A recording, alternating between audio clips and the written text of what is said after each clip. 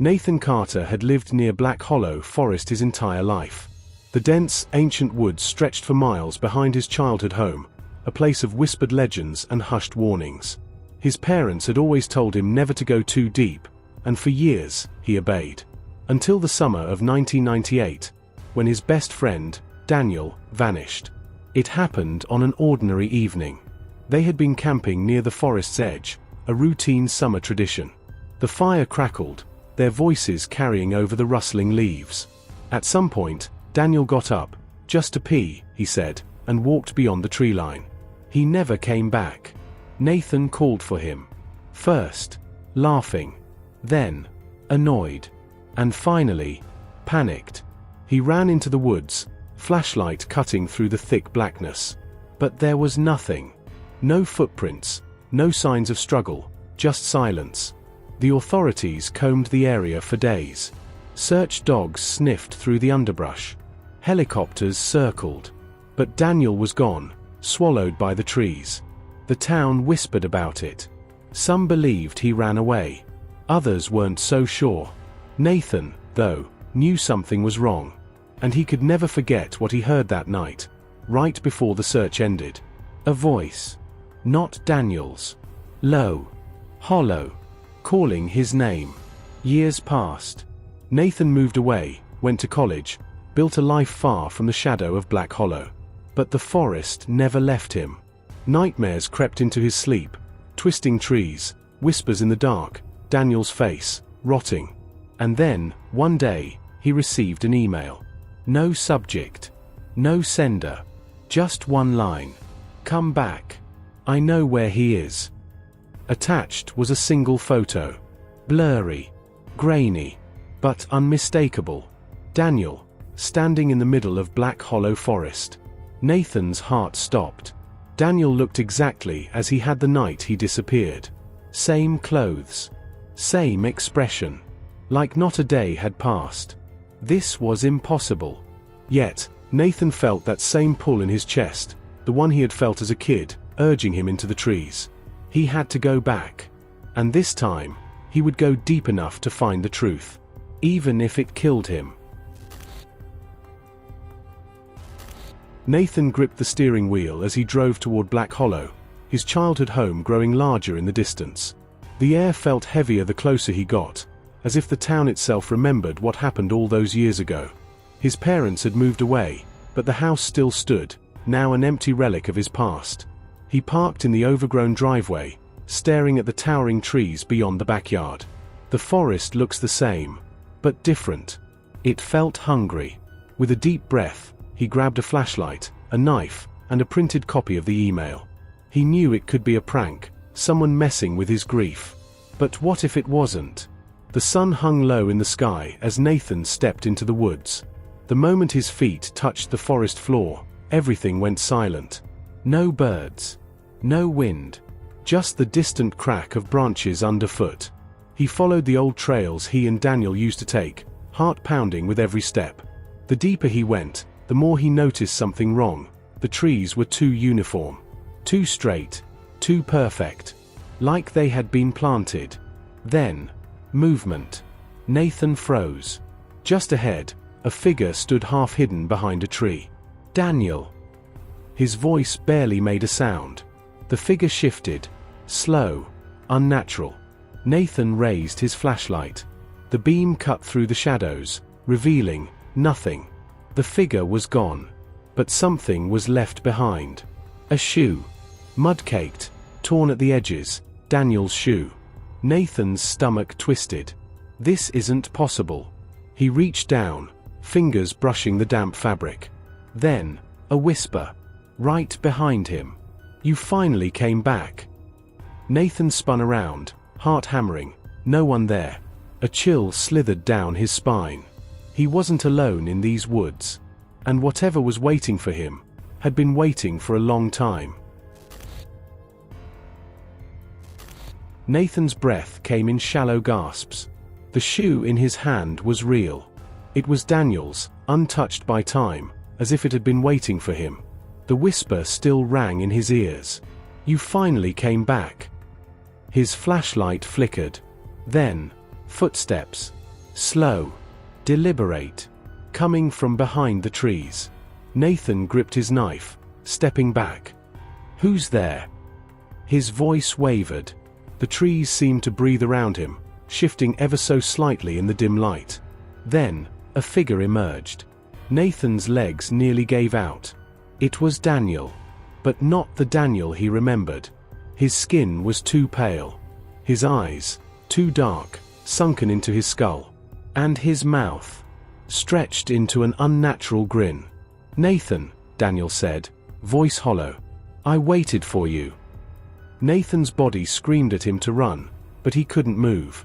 Something in Daniel's stare held him in place. "You left me here," Daniel continued, stepping closer.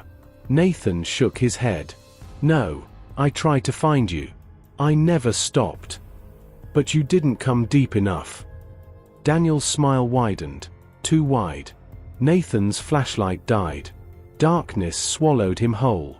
Then, cold fingers clamped around his wrist.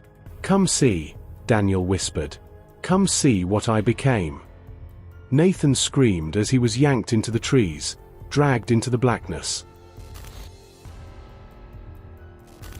Nathan's scream was swallowed by the night as unseen hands dragged him deeper into the woods.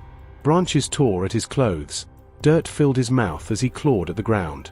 But no matter how hard he struggled, the grip on his wrist remained ice cold, inhuman. Then, suddenly, it let go. Nathan crashed onto damp earth, choking on air. His flashlight was gone, but a dim glow illuminated the clearing around him. Not from the moon. From the ground. His stomach twisted. The soil pulsed like it was alive, breathing with a sickly yellow light. And just ahead, Daniel stood at the center of it. But it wasn't Daniel. His limbs were too long. His head tilted unnaturally. His skin seemed to shift, like something crawled underneath it. "Look, Nathan." His voice was wrong, doubled, layered with something deeper. "Look at what the forest made me." Nathan shook his head, heart hammering. "You're not Daniel. What are you?" The figure smiled, too wide, splitting its face like cracked porcelain. "I am what waits. What watches. What grows in the roots." The ground split open beneath Daniel's feet. Nathan barely had time to react before hands, hundreds of them, began clawing out of the dirt. Rotting. Twisting. Reaching. "Come deeper," Daniel whispered. "Come home." Nathan staggered back. No. No. His instincts screamed run. He turned, bolted toward the trees, lungs burning. But the whispers followed him. "Come deeper." And then, something grabbed his ankle. Nathan's body slammed into the ground as unseen fingers yanked him backward, toward the hole. The last thing he saw before the darkness swallowed him was Daniel's rotting grin. Nathan's screams vanished into the void as he was pulled underground. Cold, damp soil pressed against his skin, filling his nose, his mouth. He thrashed, gasping for air as unseen hands dragged him deeper, deeper. Then, he stopped falling. Silence. Nathan's body hit solid ground. He wheezed, his fingers clawing at dirt. The air was thick, stale, wrong. A deep, earthy smell coated his tongue, rotting wood, damp decay, and something else. Something alive. He pushed himself up, his hands trembling. A faint light pulsed in the distance, illuminating a vast underground chamber. The walls weren't stone or earth, they were roots. Thick, tangled, twisting in unnatural patterns, some pulsing like veins. And at the center of it all was Daniel, or what was left of him.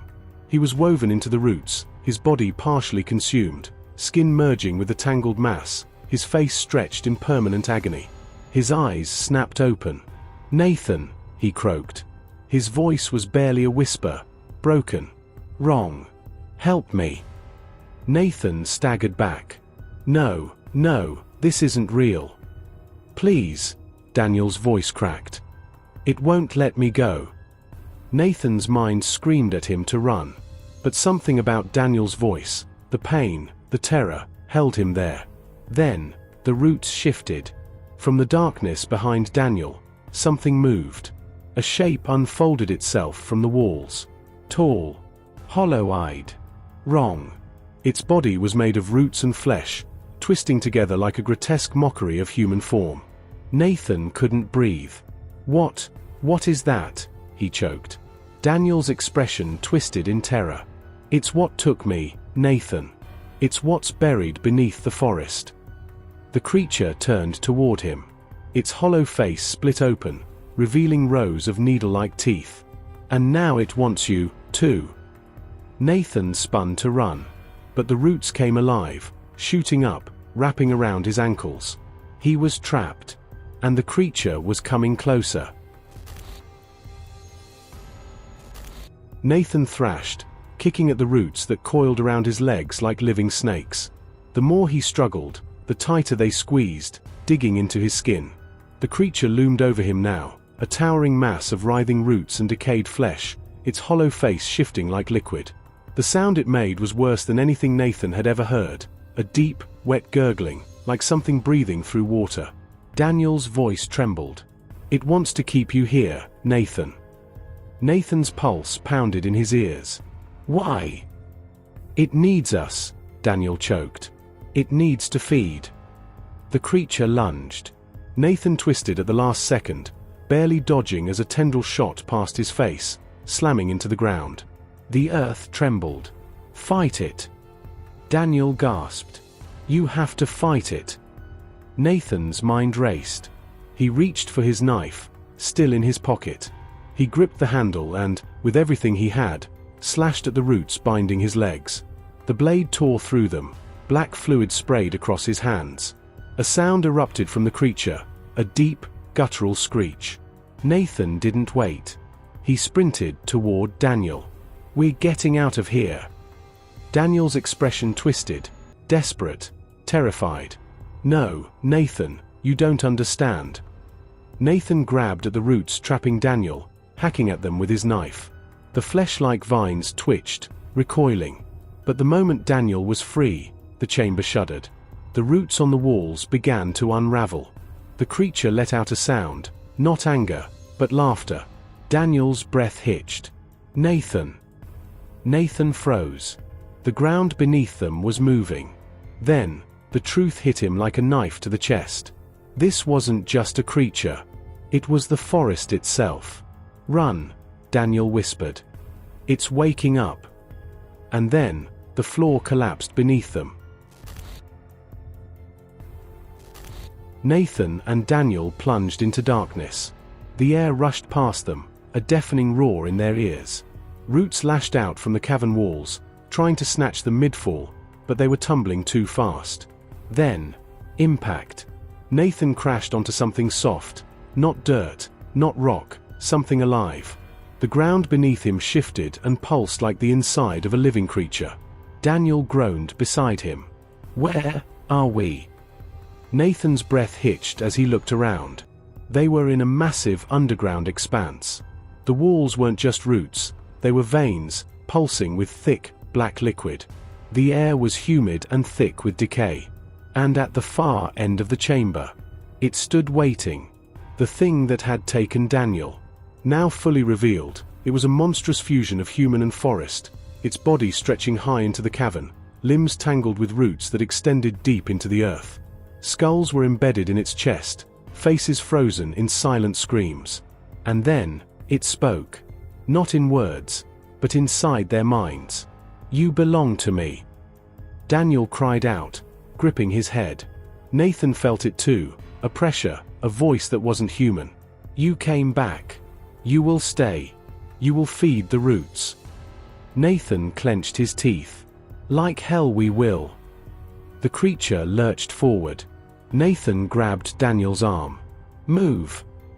They ran, but the ground itself fought back. Roots shot up, trying to ensnare them. Tendrils lashed from the walls, seeking their flesh. "We won't make it." Daniel gasped. Nathan's mind raced. There had to be a way out. Then, he saw it. A crack in the cavern wall, light pouring through. "There." He pointed. "We break through." Daniel nodded. They sprinted, dodging, weaving, hacking through roots. The creature shrieked, furious. It wouldn't let them leave. A thick root whipped out, slamming into Nathan's side.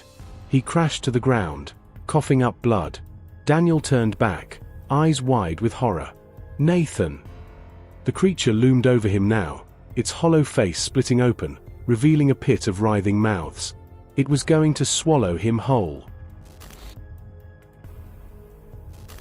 Nathan and Daniel plunged into darkness. The air rushed past them, a deafening roar in their ears. Roots lashed out from the cavern walls, trying to snatch them mid-fall, but they were tumbling too fast. Then, impact. Nathan crashed onto something soft, not dirt, not rock, something alive. The ground beneath him shifted and pulsed like the inside of a living creature. Daniel groaned beside him. Where are we? Nathan's breath hitched as he looked around. They were in a massive underground expanse. The walls weren't just roots, they were veins, pulsing with thick, black liquid. The air was humid and thick with decay. And at the far end of the chamber, it stood waiting. The thing that had taken Daniel. Now fully revealed, it was a monstrous fusion of human and forest, its body stretching high into the cavern, limbs tangled with roots that extended deep into the earth. Skulls were embedded in its chest, faces frozen in silent screams. And then, it spoke. Not in words, but inside their minds. You belong to me. Daniel cried out, gripping his head. Nathan felt it too, a pressure, a voice that wasn't human. You came back. You will stay. You will feed the roots. Nathan clenched his teeth. Like hell we will. The creature lurched forward. Nathan grabbed Daniel's arm. Move. They ran, but the ground itself fought back. Roots shot up, trying to ensnare them. Tendrils lashed from the walls, seeking their flesh. We won't make it. Daniel gasped. Nathan's mind raced. There had to be a way out. Then, he saw it. A crack in the cavern wall, light pouring through. There. He pointed. We break through. Daniel nodded. They sprinted, dodging, weaving, hacking through roots. The creature shrieked, furious. It wouldn't let them leave. A thick root whipped out, slamming into Nathan's side. He crashed to the ground, coughing up blood. Daniel turned back, eyes wide with horror. Nathan! The creature loomed over him now, its hollow face splitting open, revealing a pit of writhing mouths. It was going to swallow him whole. Nathan and Daniel stumbled through the trees, gasping for air. Their bodies were bruised, covered in dirt and the thick, black fluid that had spilled from the monster. But they were alive. The night was eerily quiet. No wind, no rustling leaves, just the sound of their ragged breathing. Daniel collapsed against a tree, clutching his side. Did we kill it? Nathan didn't answer. He turned, staring at the massive sinkhole where the underground cavern had been. The earth had sealed itself shut, as if trying to hide what had been beneath. I don't know. His voice was hoarse. But we can't stay here. Daniel nodded weakly. Let's get out of this damn forest. They limped forward, every step agonizing. The deeper they went into the woods, the more they noticed something was wrong. The trees were different. They looked new, like they had just grown overnight. Nathan frowned. This isn't the way we came. Daniel swallowed hard. We've been walking straight, right? Nathan's gut twisted. They should have been nearing the main road. But instead, the forest only stretched deeper. Something moved behind them. A low rustling. Nathan and Daniel froze. Slowly, they turned. The trees behind them had shifted. They weren't where they had been a moment ago. Nathan's pulse pounded. Daniel. Daniel's breath came in short gasps. It's still here. Nathan clenched his fists. Run. They took off. Branches lashed at their arms and faces as they sprinted blindly.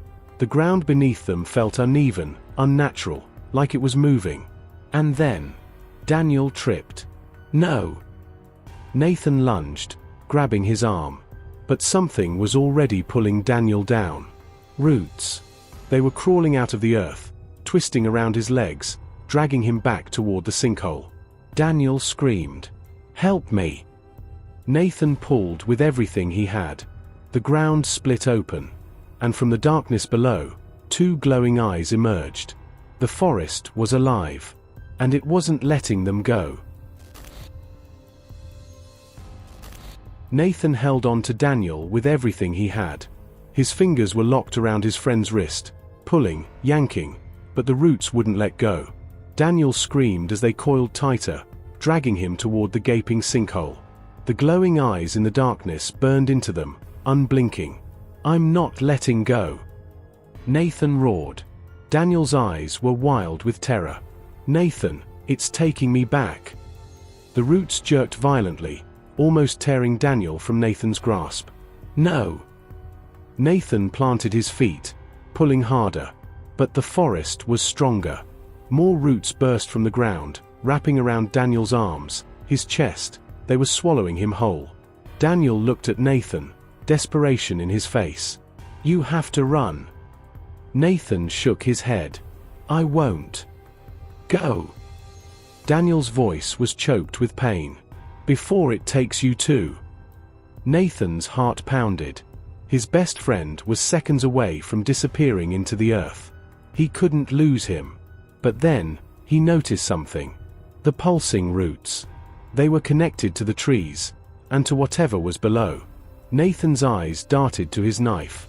He had one chance. With a guttural yell, he drove the blade into the thickest root. A piercing shriek filled the air. The forest convulsed. The trees twisted violently. The roots seized up, freezing mid-motion. Daniel let out a gasp as the roots slackened. Nathan didn't hesitate. He yanked Daniel free, dragging him away as the ground collapsed behind them. The sinkhole caved in completely. The glowing eyes, gone. The roots, dead. For the first time since entering the forest, silence fell. Nathan and Daniel stumbled out of the woods as dawn broke. The moment they reached the highway, Daniel collapsed onto his knees, shaking. Nathan stared back at the forest. It looked normal, but he knew the truth. Something was still in there, and it would wait, because the forest never forgets. And someday, it would call someone else back.